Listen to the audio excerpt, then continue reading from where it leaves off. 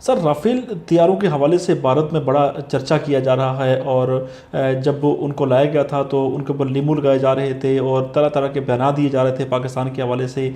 तो आपके ख्याल में क्या राफेल तैयारे जो हैं वो पाकिस्तान के JF-17 और F-16 के साथ जो इंडियन इनका जो मुकाबला कर रहे हैं, इनका मुवाजना कर रहे हैं, और क्या वो तैयारे इस काबिल हैं कि उनका पाकिस्तानी तैयारों के साथ मुकाबला किया जा सकता है, या महज ये डराने और धमकाने के लिए इस तरह की ऊँची हथकंडे इस्तेमाल किए जा रहे हैं? देखिए, बात यह है कि ये हिंदुस्तान को ये ज़रूरत क्यों पेश आई। वो इसलिए पेश आई कि आपको उनके बयानात याद होंगे कि ये जो फरवरी वाला वाक़या हुआ, 27 फरवरी वाला, उससे पहले हमें धमकियां दी जा रही थी कि सर्जिकल स्ट्राइक्स करेंगे, पाकिस्तान को दुनिया में तनहा कर देंगे, पाकिस्तान को सबक सिखा देंगे। और ये उनके बड़े हाईएस्ट लेवल से इस तरह की धमकियां आ रही थी, इंक्लूडिंग उनका जो प्राइम मिनिस्टर है। तो प्राइम मिनिस्टर की अपनी सोच जो है और फिर उसका जो नॉलेज है, हम उससे सब वाकिफ़ हैं। और बैकग्राउंड तो चाय वाले की है ना, उसको जो कोई आके बता देता है वो बोल देता है। फिर उसने इस तरह का भी मुवाजना किया कि जनाब जिस दिन ये मार्का हुआ वो बादलों ने हमारे ऊपर असर कर दिया। भाई, बादलों ने आप पे असर किया तो हमारे जहाज़ भी उन्हीं बादलों में थे। अब आप इसी से अंदाज़ा कर लें कि उनका जो नॉलेज है वो क्या है। यानी अगर बादल ना होते तो पता नहीं हम आपके जहाज़ गिरा लेते। फिर उन्होंने झूठ बोला कि हमने आपका F-16 गिरा दिया, जो कि गलत साबित हुआ। यानी मैं कितनी ऐसी चीज़ें गिनूं जिससे जाहिर होता है कि उनको एक वो नफ्सियाती मामला है जिसके तहत वो अपने लोगों तक ये बात साबित करना चाहते हैं। यानी प्राइम मिनिस्टर का फिर टीवी पे आना, मीडिया पे आना और ये कहना कि रफ़ाल होते तो नतीजा ही और होता। ये आप किसको बता रहे हैं? हमें बता रहे हैं। आप ले लेते रफ़ाल। अगर आप समझते हैं कि रफ़ाल जो है वो आपके लिए गेम चेंजर है, कम से कम 8 गुना ज़्यादा बजट है आपका, फिर आपको किस चीज़ ने मना किया? ये कोई आसान काम नहीं है जो आप लोगों के सामने इस तरह की बात कर रहे हैं। फिर उन्हीं का जो अपोजिशन का लीडर है राहुल, उसने चैलेंज किया। उसने कहा जी ये तो कई साल बीत गए, हमने तो फंड्स भी आपको बजट जो है वो दे दिया था। फिर उसने एक करप्शन की बात कर दी कि ये जहाज़ आज तक क्यों नहीं आए। प्राइम मिनिस्टर मोदी जो है वो जवाब दें। अब उस शख्स को भी एक टेन्योर गुजर चुकी है, अब ये दूसरी टेन्योर है। तो वो कहता है जी आपने एक पूरी मुद्दत गुजार ली, अगर आप समझते हैं कि ये जहाज़ इतने ज़रूरी थे तो फिर ये आप फ्लाइंग कॉफिन्स लेके क्यों फिर रहे हैं? फिर उनका जो एयर चीफ था वो जाते हुए ये कह गया कि इतने तो लोग पुरानी गाड़ियाँ भी नहीं चलाते जितने पुराने हम जहाज़ चला रहे हैं। फिर से मैं सवाल करूँगा कि ये रोना किसके सामने आप रो रहे हैं और किसका रोना रो रहे हैं? ये दरअसल अपने लोगों की जो नफ्सियाती इस वक्त उनकी हालत है कि जी पाकिस्तान से छोटा मुल्क और हिंदुस्तान से छोटा मुल्क और माशी एतबार से भी उनका बजट हमसे कहीं ज़्यादा, तो फिर क्या वजह होगी कि पाकिस्तान ने एक ही दिन में 2 तैयारे भी गिरा दिए, इतना बड़ा उनको नुकसान पहुंचाया। और उनकी अपनी जो रिपोर्टिंग होती रही कि जी बालाकोट में पहले हमने, फिर शाम तक 600 लोग उनके मार दिए, उससे भी ज़्यादा शायद वो फिगर रात को ले गए। अब हर चीज़ उनके अपने ही टीवी ने कहा कि जी हमने झूठ बोला था, ऐसा नहीं था। फिर वो एक हेलीकॉप्टर का मामला आया, हेलीकॉप्टर ख़ुद गिराया, तो यानी बौखलाहट का आलम था ना। इस चीज़ को अगर आप मद्देनज़र रखें तो इस वक्त जो एक कैंपेन चलाई जा रही है, एक मुहिम है जो चलाई जा रही है, वो अपने लोगों को मुतमईन करने के लिए। यही काम हर इलेक्शन में ये करते हैं कि पाकिस्तान को सबक सिखा देंगे। कश्मीर पर जारहियत कर दी, उसकी वजह से आपको वोट मिल गए। तो वहाँ वोट लेने का और अपनी जो शोहरत है उसको कायम रखने का या बढ़ाने का एक ही तरीका है एंटी पाकिस्तान। वो है पाकिस्तान से दुश्मनी, वो है झूठ बोलने में उनका मीडिया और हुकूमत दोनों माहिर हैं। वो तो प्रोपेगंडा साल से पाकिस्तान के ख़िलाफ़ यही करते रहे कि पाकिस्तान दहशतगर्द मुल्क है।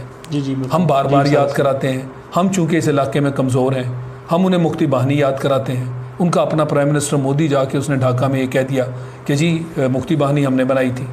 मुक्ति बाहिनी बनाई और पाकिस्तान की जो फ़ौज हैं उनका तासर गलत कायम किया करती। मुक्ति बाहिनी ये काम कर रही थी वहाँ पे दहशतगर्दी वाले, और जो ज़िम्मेदारी है तो पाकिस्तानी अफवाज पर डाली जा रही थी।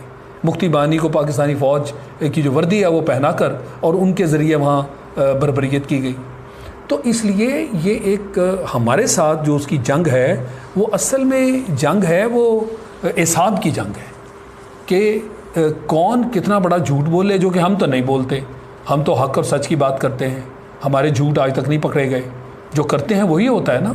जो हमने 27 फरवरी को किया, हमारा सारा जोर अपनी काबिलियत पर है और हमारे अंदर जो इस मामले में ताकत है, हम उसी की बात करते हैं। कोई बड़े बोल नहीं बोलते, हमेशा अल्लाह को याद करके कहते हैं कि जब वक्त आएगा तो हम ये भी देख लेंगे, क्योंकि हमें अल्लाह की ज़ात पर, अपने ईमान पर मुकम्मल भरोसा है।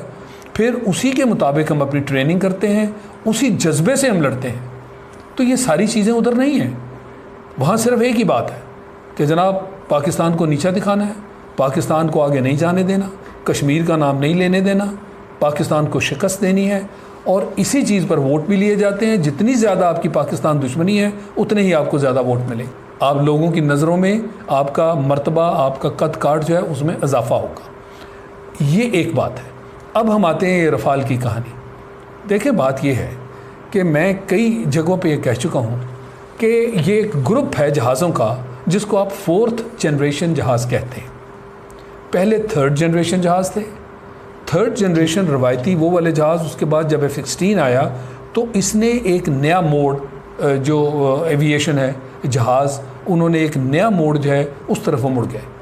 और F-16 को जब हमने भी इस्तेमाल किया, मैं चूँकि उसकी ट्रेनिंग ले चुका, तो हमने F-16 की ट्रेनिंग की, तो आप यकीन करें हमें बड़ी मुश्किलात का सामना था, क्योंकि हम 3rd जनरेशन के जहाज़ जो उड़ा रहे थे, ये इसके अंदर एक बहुत बड़ा जंप था, जिसको आप समझें कि ये एक जनरेशनल जंप था, जिसके तहत फिर F-16 का जब ज़माना आया तो उसके साथ साथ यूरोप में और मुख्तलिफ जहाज़ इसके मुकाबले के बनने लगे।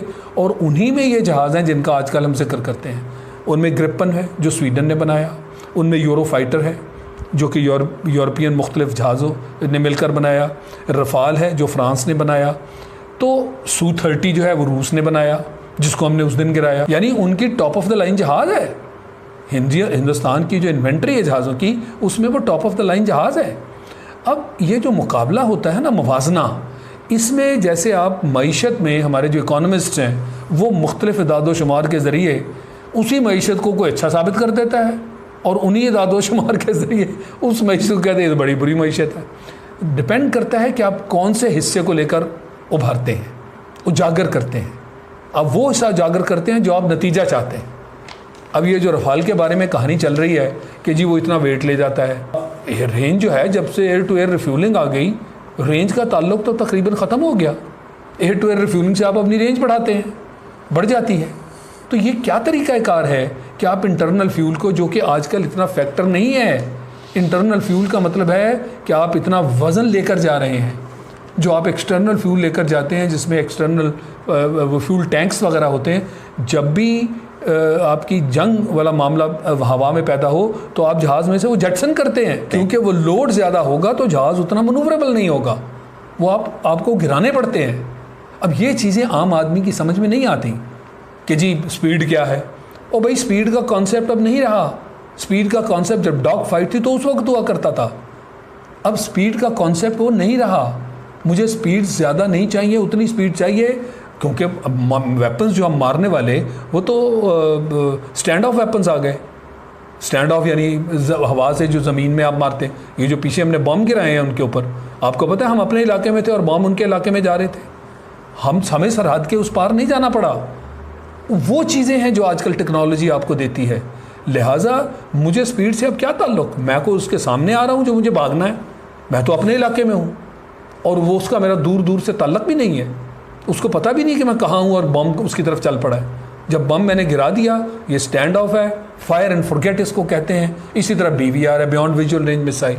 एयर टू एयर में जो मिसाइल आप मारते हैं उसमें आप लफ्ज़ BVR यूज़ करते हैं कि beyond visual range. Beyond visual range का मतलब कि मेरा उस जहाज़ के साथ कोई कॉन्टैक्ट नहीं है, ना मुझे उसके करीब जाना है। मैं अपने आप को रिस्क में क्यों डालूँ कि मेरी डॉग फाइट उसके साथ हो जाए। ये उस वक्त होता था जब हमारे मिसाइल जो थे वो इतनी कम रेंज वाले होते थे कि हमें उसके करीब जाकर उसके साथ डॉग फाइट करनी पड़ती थी। और फिर एक रेंज और एक एंगल है, जाविया है, जहाँ से वो छोटा मिसाइल मैं उसको मार सकता हूँ। लिहाजा एक डॉग फाइट होती थी, कॉम्बैट होती थी। तो जब कॉम्बैट नहीं है, मुझे उसके करीब नहीं जाना, तो फिर इन चीज़ों की वैल्यू क्या है। ये नॉन प्रोफेशनल्स हैं जो इस तरह के मवाज़ने कर रहे हैं और अपने जहाज़ को बेहतर दिखाने के लिए वो ये चीज़ें लिख रहे हैं जो एक आम आदमी की समझ में नहीं आती। जो प्रोफेशनल लैंग्वेज है मैं वो इस्तेमाल कर रहा हूँ कि अगर मेरे पास स्टैंड ऑफ वेपन्स है, अगर मेरे पास BVR है, तो मुझे एयर कॉम्बैट की ज़रूरत क्यों पेश आएगी? फिर ज़्यादा fuel air to air refueling में कर सकता हूँ। अब कुछ जेटसन करके भाग गए क्योंकि उनको खबर मिल गई कि जनाब आपको इंटरसेप्ट करने आ रहे हैं, तो एक बौखलाहट पैदा हुई, उन्होंने जेटसन किया जहाँ ज़मीन में कोई खड्डे वगैरह पड़ गए और उसने कहा जी ये तो उन्होंने तबाही कर दी। कोई तबाही नहीं हुई, कोई टारगेट ही नहीं था। हम तो कह रहे हैं ना उस दिन से कि हमारा एक दरख्त गिरा गया और एक कौवा मार गए हो, ये टारगेट थे। तो लिहाजा ये है गलत बयानी, यह है लोगों को बेवकूफ़ बनाने वाली बात। ये सारा ग्रुप जो है 4th जनरेशन में है। हाँ, ऊपर नीचे कहीं कुछ थोड़ा सा इधर ज़्यादा है, कहीं कुछ और ज़्यादा है दूसरी तरफ। ये एक बैलेंस किस्म की चीज़ें हैं, इनसे घबराना नहीं चाहिए लोगों को सुनकर। हम 4th जनरेशन जहाज़ हमारी ग्रुप में बहुत पहले से हैं, ख़ासकर जब से F-16 आया हम एंटर हो गए 4th जनरेशन में। उसके अलावा हमारे पास कुछ नहीं था। अब JF-17 आ गया। इस बात को हमें हाईलाइट करना चाहिए ना कि JF-17 हमारा अपना बनाया हुआ जहाज़ है, हम मोहताज नहीं हैं। हम खुद साख्तगी की तरफ चल पड़े और उसने फिर साबित कर दिया 27 फरवरी को कि ये जहाज़ दुनिया को पता चला कि ये है क्या। अब इस चीज़ का उनके पास चूँकि जवाब नहीं है, अब वो अपनी पब्लिक को कैसे बताएं? LCA का नाम ही कोई नहीं लेता। तो वो जो तेजा नामी जो जहाज़ उन्होंने बनाया था, किसी के मुंह पे उसकी आवाज़ तक नहीं उठती, क्या बताएं? वो तो शर्मिंदगी है। पैसा लगाया उन्होंने, हमने तो कोई पैसा ख़ास नहीं लगाया। इतना पैसा लगाने का अब कौम को कहाँ से जवाब दें आप? तो वो शर्म मिटाने के लिए अब हो क्या रहा है, 36 जहाज़, ये बहुत बड़ा कारनामा है जनाब। 36 जहाज़ जो है वो रफ़ाल आएंगे। अभी पहला जहाज़ उन्होंने उनको हैंड ओवर किया। ये सालों का मामला है। जहाज़ के ऊपर ट्रेन होना, जहाज़ को ऑपरेशनल बनाना, अडॉप्ट करना, उसको अपने सिस्टम के अंदर सेट करना, ये सालों के मामले हैं। ये JF-17 2005 से हम शुरू हुए हैं, आज 2020 होने लगा।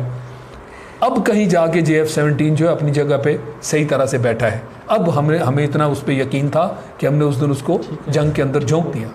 15 साल तकरीबन उसको हो चुके। ये सारा क्वालिफिकेशन का पीरियड है, ये ट्रेनिंग का पीरियड है। और अब हमने तकरीबन 100 से ज़्यादा जहाज़ रिप्लेसमेंट के तौर पे एयरफोर्स में भी डाल दिए। अल्हम्दुलिल्लाह हमारे ऊपर वो नौबत नहीं आई फ्लाइंग कॉफिन्स वाली। अगर हमारे पास नया जहाज़ ना होता तो हम भी फ्लाइंग कॉफिन्स में बैठे होते।